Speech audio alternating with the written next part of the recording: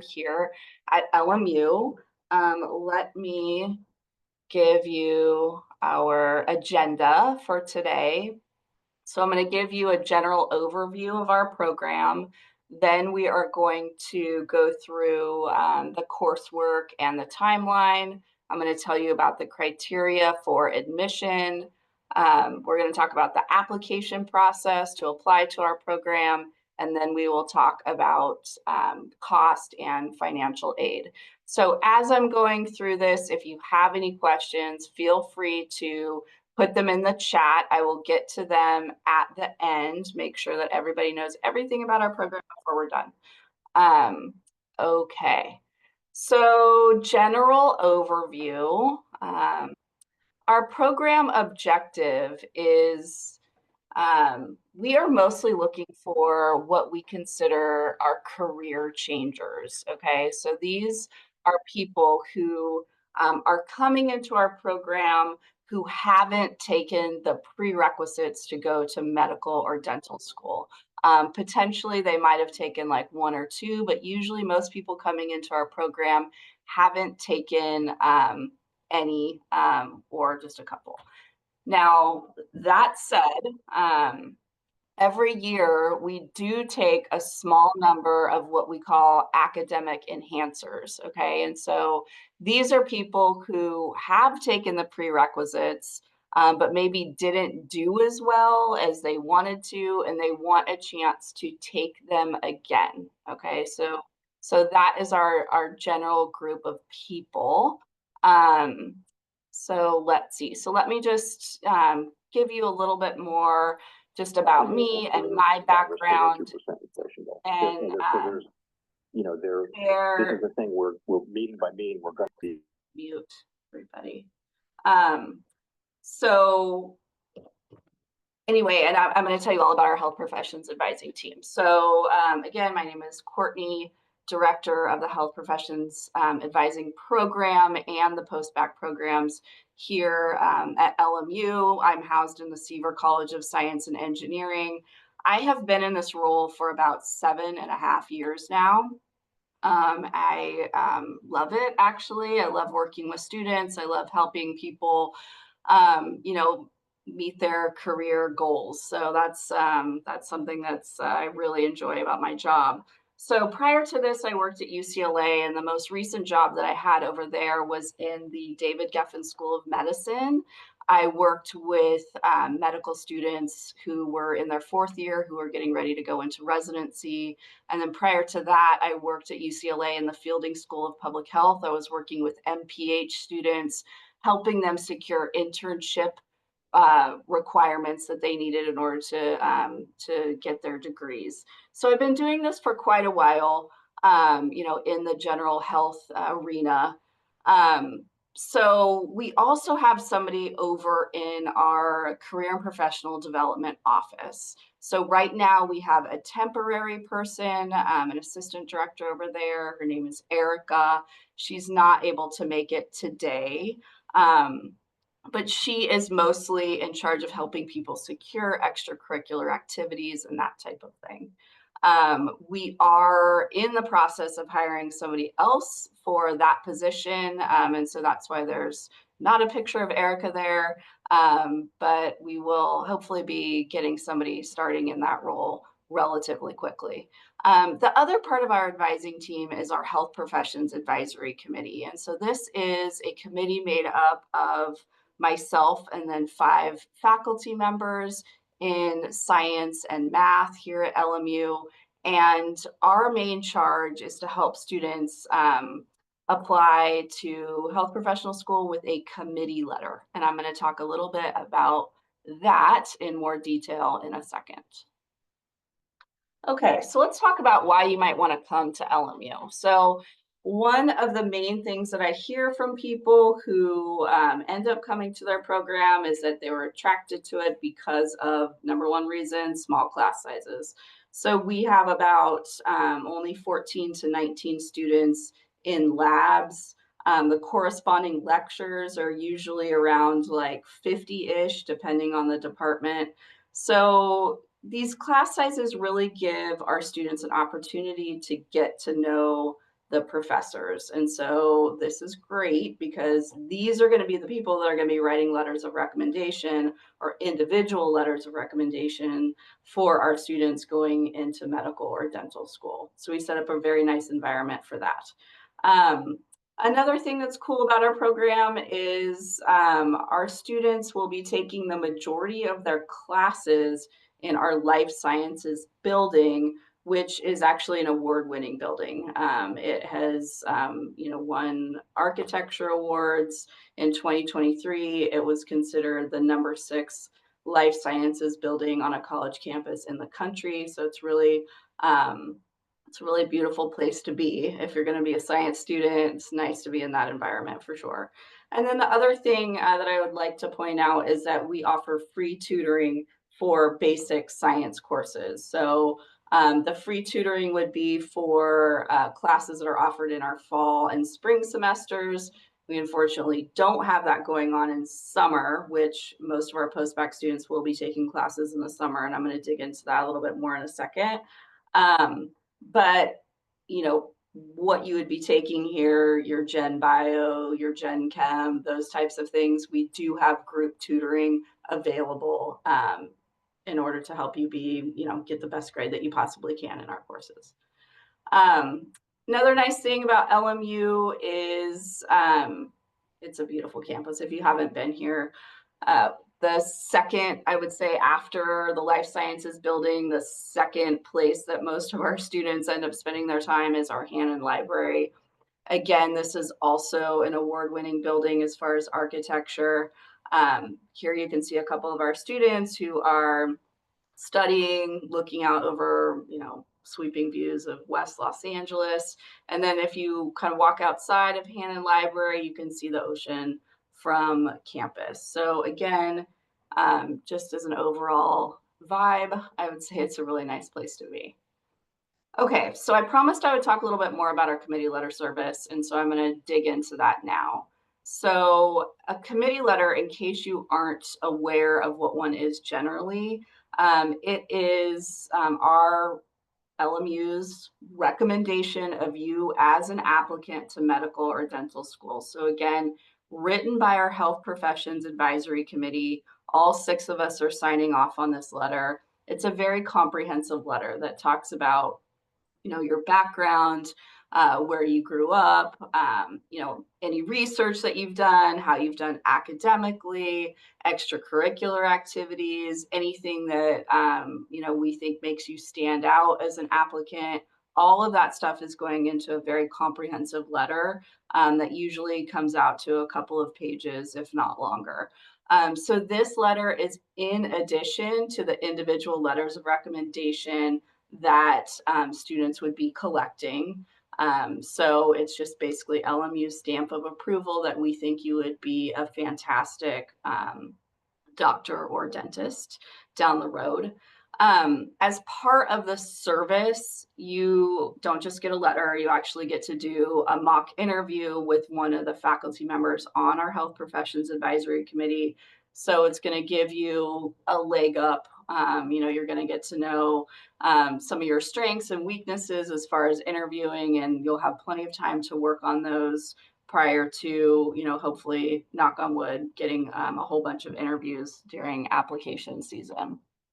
The other thing that we do is we will look at your application prior to submission. So when you think it is absolutely perfect, you send it to my office and we do just a second pair of eyes just to make sure that all the I's are dotted and T's are crossed so that you're putting your absolute best foot forward when you submit your application. We will submit all of your letters of recommendation for you. So you will gather them, you will put them in an account that LMU will have access to, an Interfolio account, and then I will download all of those letters, add your committee letter, and handle, uploading everything to the application system so you don't need to worry about it.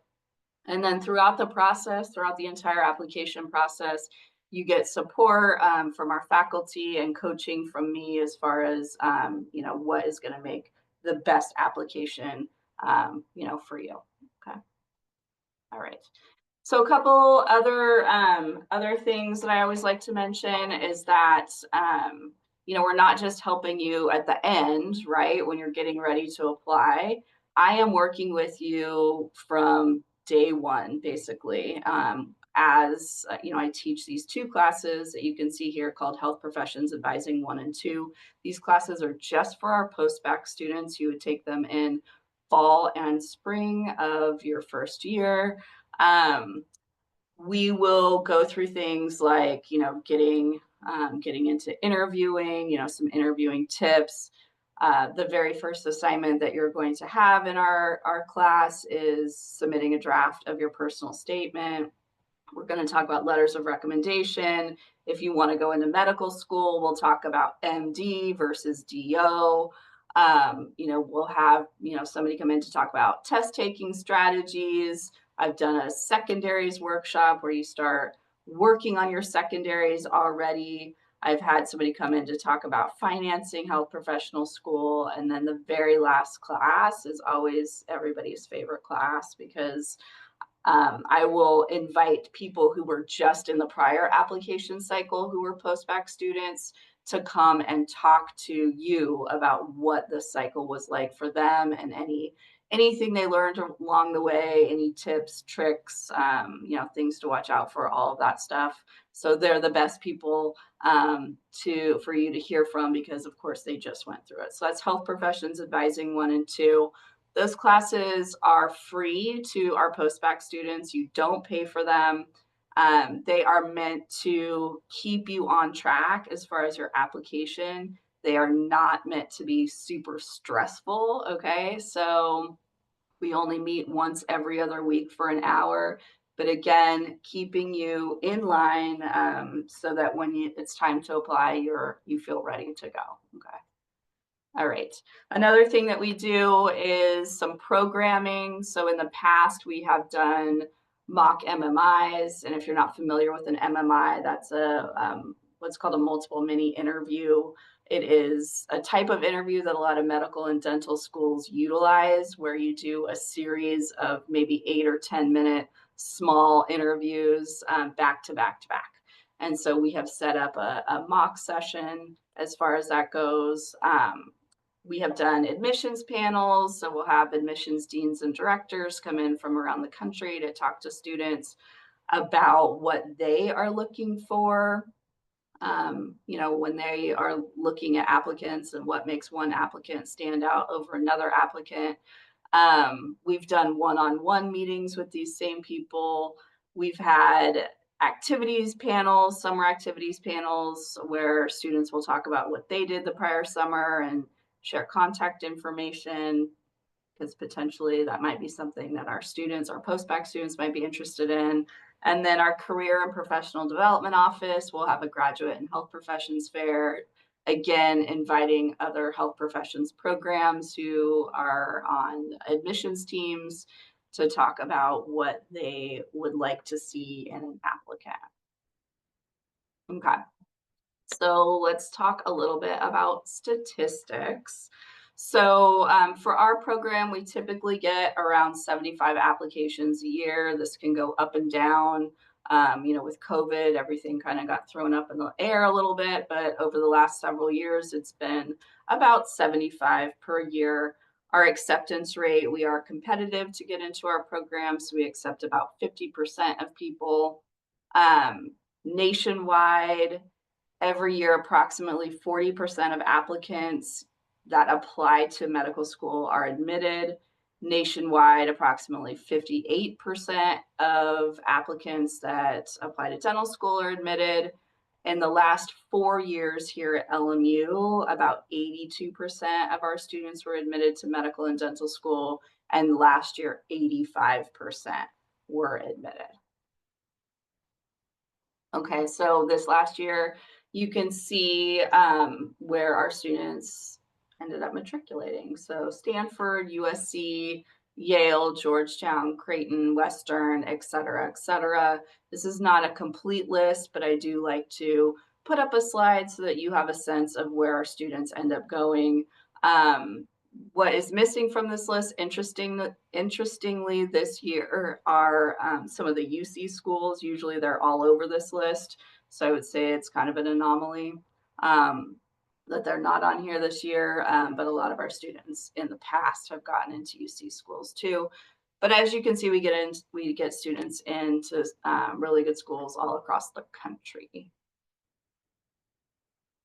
Okay, so let's talk about the typical coursework that you would take here as a student at LMU in our program. And so we'd have a couple of general biology courses with lab, Gen Chem with lab, OChem with lab, physics, biochemistry, and calculus. So I'm going to talk a little bit about math over the next several slides. I do strongly recommend that you try and get calculus done prior to coming to LMU. I'll explain that a little bit more later, but these are the typical classes that you would be taking with us, okay? All right, so coursework and timeline. So our program has been around for over 15 years now. I don't know, this predates me, so I don't know the exact year that we started, but it's been at least 15 years. And this 14-month program is our flagship program. So this is what we've been doing for the last 15 years. It's a very fast-paced program. So let me explain how it works. So you would come in summer session 1, which begins in mid-May and goes until the end of June. And you would do general chemistry 1 with lab. In summer session 2, you would do Gen Chem 2 with lab. In the fall, you would do organic chemistry, biology, physics, and if you hadn't done calculus yet, you would do calculus in the fall.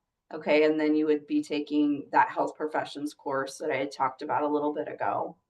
In the spring, you do OChem 2, Gen Bio 2, Gen Physics 2, and Health Professions Advising 2. And then in summer session 1, you would take biochemistry. And so that biochemistry, by the way, is you don't have to take a lab with it. It's just the lecture. All right, so that's our standard 14-month program. We do have some optional coursework that you may be able to take. Excuse me. So we have a statistics class, we have general psychology, principles of sociology. Those 3 courses are highly recommended for medical school.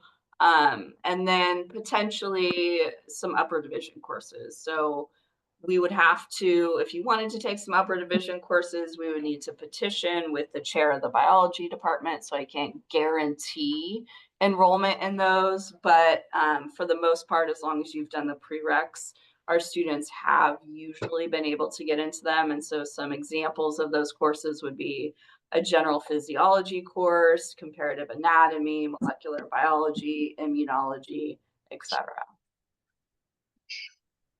Okay, so I think if somebody has their microphone on, if you wouldn't mind muting, that would be great.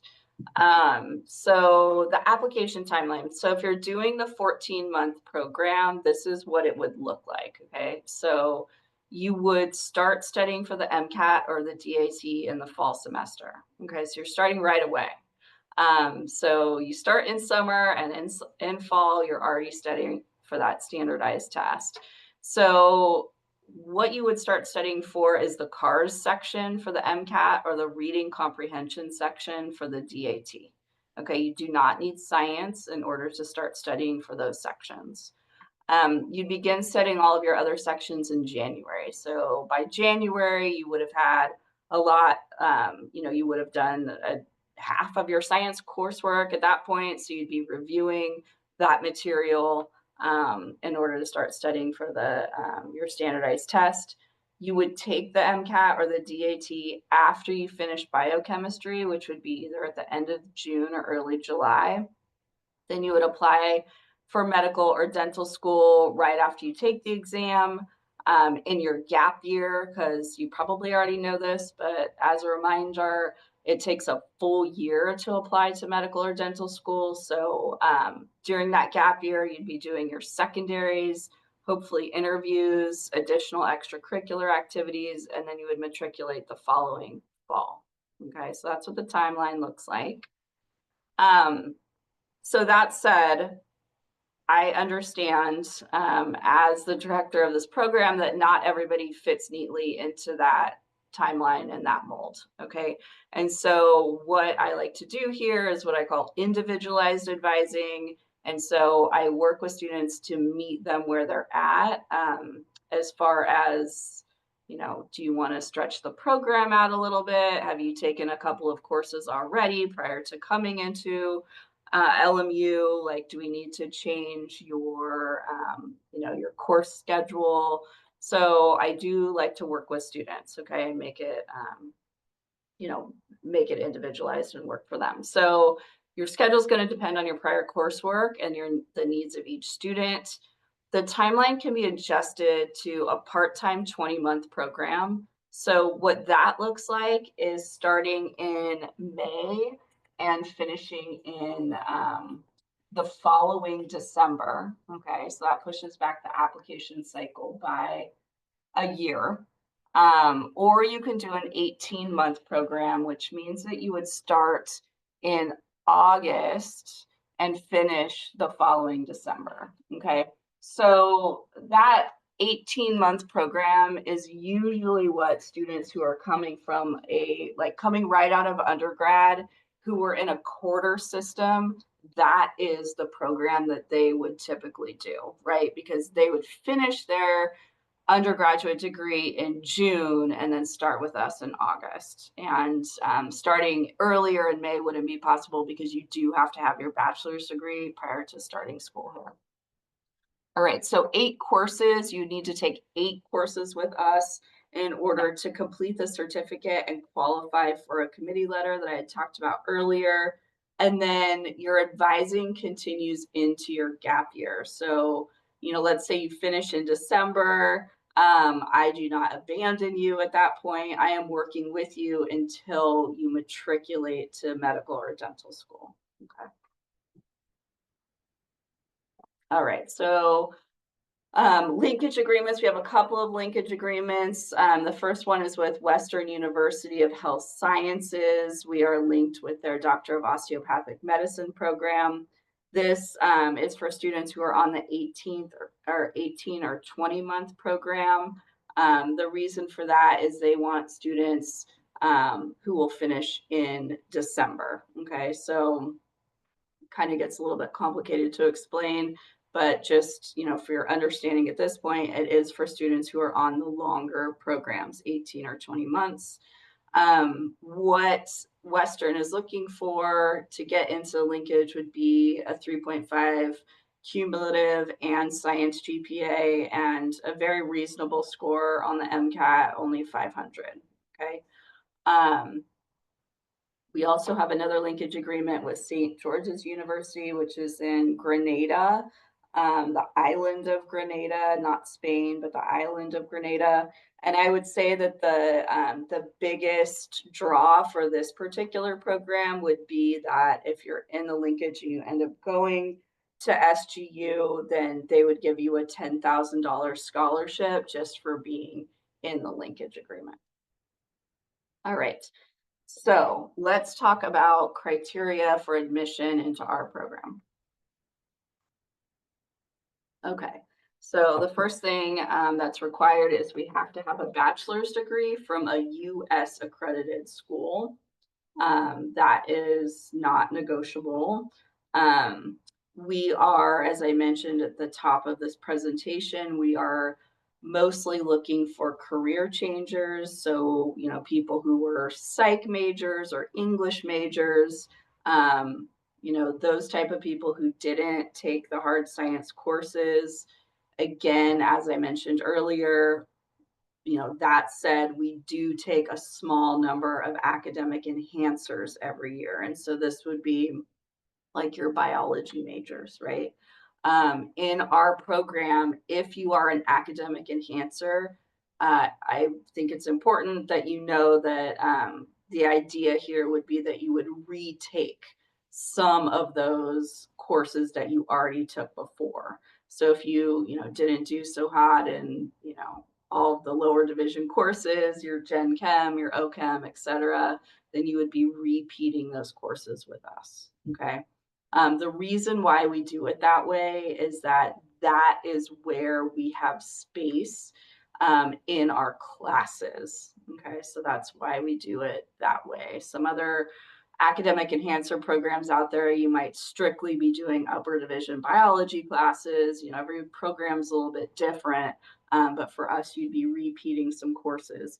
I would be working with you on which courses you would repeat. So I'm not going to have you retake like Gen Bio if you got an A in it. Okay, so we're not unreasonable here. But that would be something that would be discussed during the interview. All right. College level pre-calculus is required. Okay, so you have to have finished a pre-calculus course prior to matriculating to LMU. I also need to see the transcript. So you need to finish it, within probably a few weeks before you matriculate. So that would give enough time to have a transcript generated that we can take a look at. If you are interested in going into a post-bac program, I recommend getting this done way like sooner than later. Okay. I don't recommend waiting until the last minute to get into your pre-calculus course. Pre-calculus is a requirement for our chemistry class. So just so you understand why we are requiring pre-calculus. Now, pre-calculus or higher, right? So if you came into college and you did a calculus course, like that's great. Like you don't have to go back and take pre-calculus. Calculus will be fine. Okay. A minimum overall GPA of 3.3, that's cumulative GPA, is very strongly recommended. Okay. That said, we have in the past have taken students who have GPAs below that, but what we're going to be looking for is strength in other areas. Okay. And so that would be, maybe extracurricular activities, maybe a considerable amount of clinical experience, potentially a strong letter of recommendation. So the strength needs to balance out in other areas if you're coming in with a GPA that's a little lower than 3.3. Semester of calculus strongly recommended. So you are going to need calculus to take our physics class. And so that's why it's possible to come in and do calculus with us, because it's a pre or a co-requisite for our general physics one. So you could technically take them at the same time. But when I was showing you that list of classes for fall, which would be, OChem and bio and physics, throwing calculus on top of that it's tough. And I'm not saying it's not doable. I'm just saying it's challenging. Okay. So coming in with that class completely done is why I recommend that. And then another thing that is important is demonstrating that you are passionate about going into medicine or dentistry through, any extracurricular activities that you have done. So we want to know that you have really thought about this career path and that, becoming a doctor or a dentist is what you really, really, really want to do. Okay. The only reason that we exist is as a vehicle to get you from your bachelor's to health professional school. So we want to know that this is what you really do before we start, wasting your time and taking your money and all of that stuff. Okay. Veterinary medicine is on here too. We have had a couple of people who wanted to do vet med. And so I put that on here. Again, very small number of people that have wanted to do that. But if you're interested in vet, then that is something that we can accommodate in our program. All right, so let's talk about extracurricular activities. What does that look like? For medical school, by the time you go to apply to medical school, you need to have extracurricular activities in 4 different areas. So one would be clinical work and shadowing, so being around patients. Another would be service work. So This is non-clinical volunteering, okay? Um, Leadership experience and research experience. For dental school, it's similar, but we would trade out research for activities requiring eye-hand coordination. And so those types of activities would be like playing music, playing sports, doing art. They want to know that you have the manual dexterity to work in like a little teeny tiny space, and the way that you can demonstrate that is through those activities that I just mentioned. Okay, our application process. So our applications actually just opened on November 1st. So already ready to go. You can totally go ahead and submit. You apply to our program via Post Baccalaureate. Okay, so you don't apply through LMU proper. You apply through Post Baccalaureate. They have, we utilize them to handle our admissions processing. If you get on the LMU Post Bac website, there's a link that'll take you directly to Post Baccalaureate. We will do rolling admissions. So, start calling people in for interviews, probably toward the end of this month, and then continue to do that and continue to offer spots in our program until applications close, which is on February 14th. Okay. If you apply on February 14th, you still have an opportunity to get in. The amount of students in our program is flexible, so we don't have like a cap. But I do encourage you to apply on the early side. Okay. Okay. So, oops. Let's see. Oops, going the wrong way. Sorry. Okay. So I wanted to give you just some tips on what our admissions committee likes to see or focuses on an application. I mean, all of it is important. I'm not going to tell you there are things that we make you submit that we don't care about. We care about all of it. But just some tips is, and one is the recommendation letter. So we require one letter. Okay, one letter. You can submit more than that if you want, but you don't have to. So just one letter. We prefer it to be from a faculty member who has taught you in a course. Okay, so they can speak to, um, you know, you being a superb academic person. So that said, we understand that as somebody who's a career changer who might actually have been out in the workforce for a while, like maybe you don't have the relationships with instructors that you might have had at one point, right? So if that's the case for you, a work supervisor is fine. Okay, so somebody who can speak to your work ethic, your teamwork, your ability to, work on your own, what have you, but that would be fine. Okay. We're also looking at experiences and achievements. So one thing that we're going to ask is that you submit your resume, but we also want you to fill out the experiences section. So experiences, it's just it expands what's on your resume.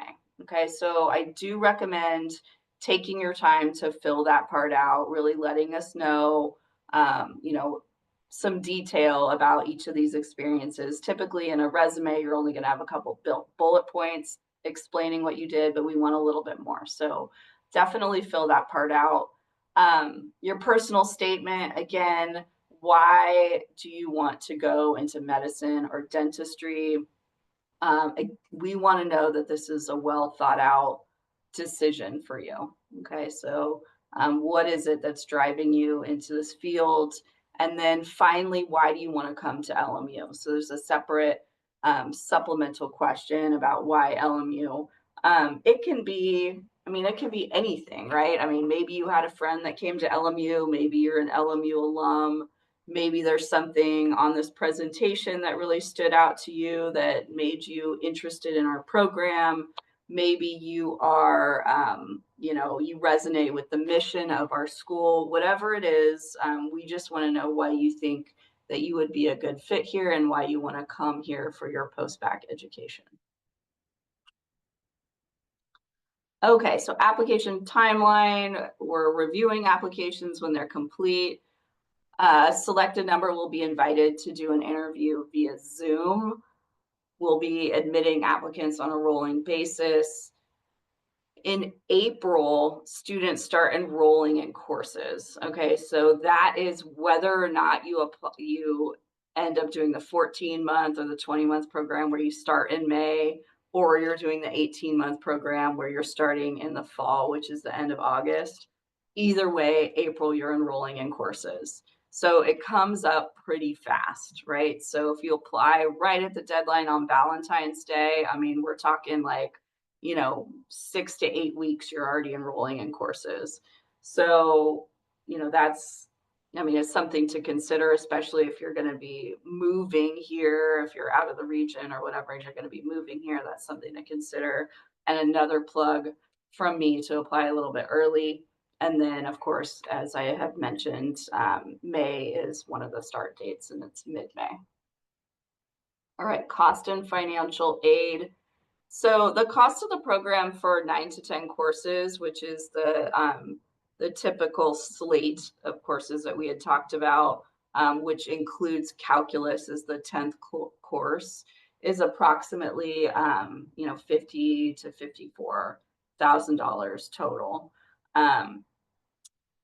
I can break that down for you as far as like a per credit amount. So starting in summer session 1 in May 2025, it is going to be $1,360 a credit. Okay. So $1,360 a credit. Most of the science courses are 3 credits each, and then labs are 1 credit. So usually for 9 to 10 courses, that's going to be like 37 to 40 credits, okay, which will total about 50 to 54.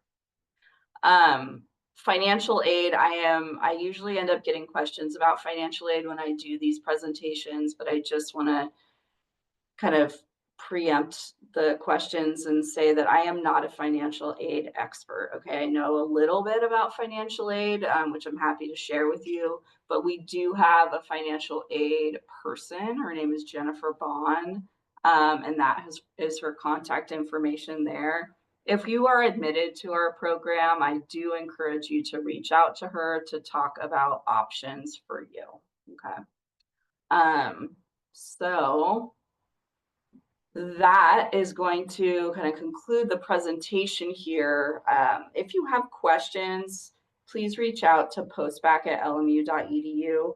I want to let you know that I am in that email inbox like all day. So, don't think that it is going into some place where nobody's ever going to read it. I will definitely respond to you. We do have somebody who is an administrative assistant who is also looking at the emails that come in there. So what I would say to you is if you have a question that you specifically want me to answer, please address it to me. Okay, just, dear Courtney, here's my question, and I will get back to you as soon as I can. All right. Okay, so let's see, chat. We have let's see, a message here. How many people do you usually admit per cohort? And so I had a slide a little bit earlier. It says about 75% or 75 people apply every year, and we will admit about 50% of those. So not everybody ends up coming, of course, right? I mean, people have choices out there, and sometimes they don't choose us. This last year, our cohort was about 27. So we had about 27 people in the class. So that can vary. And again, like everything else COVID did, it kind of threw things up in the air. So the year before it was smaller, it was like 10 or 12. But we are anticipating that it's going to be around 25 going forward. All right. Does anybody else have any other questions for me? Let's see. Getting a drink of water here. I don't graduate from my master's until May 15th, would I still be eligible to start the post-bac 14-month program? And the answer to that is yes, because what we need is your bachelor's degree. And so that would be fine. And then, Rachel, so thank you for asking this question. Our classes taken with undergraduate students. The answer to that is yes. Okay, so these are, again, the lower division courses that first year students and second year students do take. Um, so we have enough post-bac students though that you would have post-bac students in your classes, right? Because that's just the way that it ends up shaking out. The exception to this are the health professions advising 1 and 2 classes that I teach. Those are only with your cohort. Okay, so it is a nice space for you to get to know each other. Let's see, are most students able to get research experience while in the program? So again, thank you for that question. We do have research opportunities here. Okay, so not everybody, needs research opportunities. Some people come in with research already done. Research, by the way, if you're applying to medical school, it does not have to be biology research. It can be any research. So we have a lot of students who were psych majors who got psych research, and that's totally fine for medical school. But we do have some opportunities here. The way that it works is that our students have to network with our faculty. Okay, so they don't give me, they being the faculty, they don't give me a list of like the open spots in their lab. Students do need to network with faculty, and then they will talk to them about if they have anything available, and the student and the faculty member will determine if they are a good fit for that. So we do have those experiences, but again, it's up to the students to secure those. Okay, any other questions for me? Okay, so in the past, have students in the program been able to receive federal loans? Okay, so here's the little bit that I can tell you about financial aid. So, if you were awarded federal financial aid, like loans as an undergraduate student, and you didn't utilize all of the funds, you still have some left, you would be able to tap into those for 2 semesters. So in fall semester and spring semester only for that 1 year. Okay. Um, Beyond that, students in our program typically will take out personal loans, or they will self-fund. But again, for additional info about that, we do have a financial aid person who can give you specifics. Okay, anybody else? You are welcome. Let's see, I've been out of undergrad for about 15 years working in finance. Is this program appropriate for me as a career changer? Excuse me. Well, the answer is absolutely. You're exactly the person that we're looking for.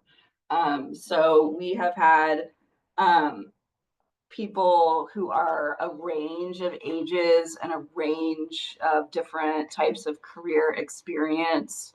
I would say that, we have people that begin the program as young as we had somebody who was like 20 when they started, and we've had somebody who was 48 who was in the program. So everywhere in between. But yes, like our specialization is career changers. So, all right. Anybody else?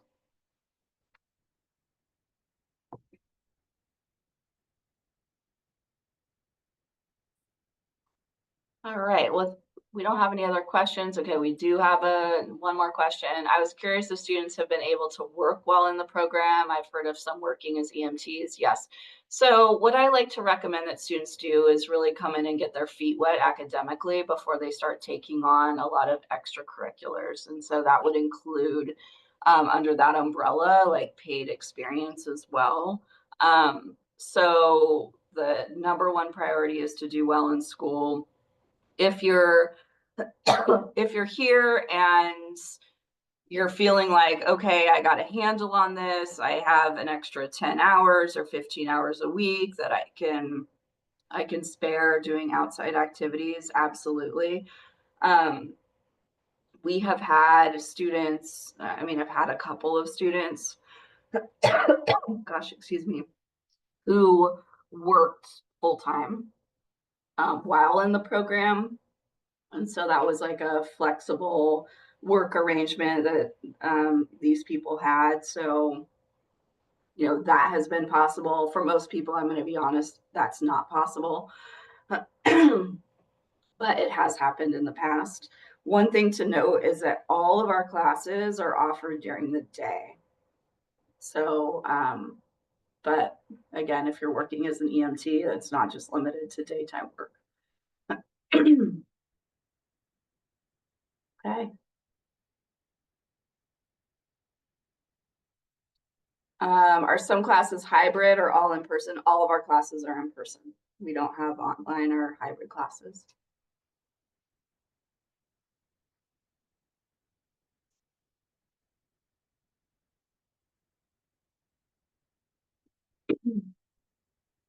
All right, well, here's what we're gonna do. I'm gonna let all of you go. I will stick around for a minute in case anybody has questions that they wanted to ask me without being in front of the larger group.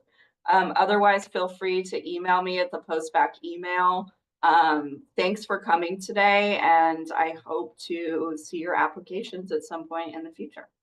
Thank you, everyone. Thank you so much.